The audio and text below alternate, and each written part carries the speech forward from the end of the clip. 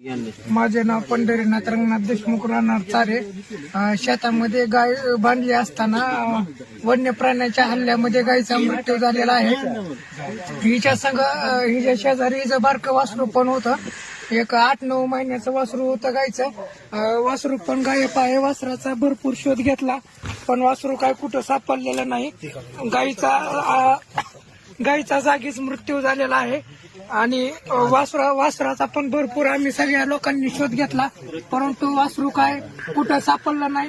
पण वासरू ज्या ठिकाणी बांधलेलं होतं त्या ठिकाणी वासराचं भरपूर असं रक्त पडलेलं आहे आणि वासरू पण गायब आहे. गाय मृत्यूमुखी पडलेली आहे.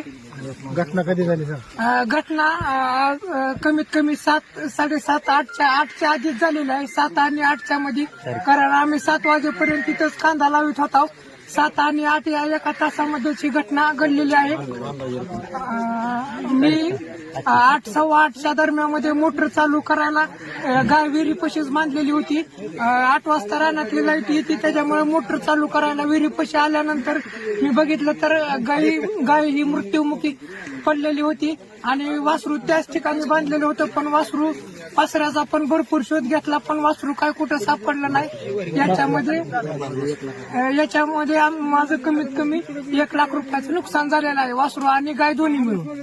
याच्यावर मी असं सांगू शकतो की बाबा ही वन्य प्राण्याने जीव घेतलेला आहे. तरी माझी सर्व शेतकरी बांधवांना विनंती आहे की आपले जे पाळीव प्राणी आहेत यांची आपण निगा करावी किंवा जाळीच्या आतमध्ये व्यवस्थित कंपाऊंडमध्ये बांधावी अशी मी विनंती करतो.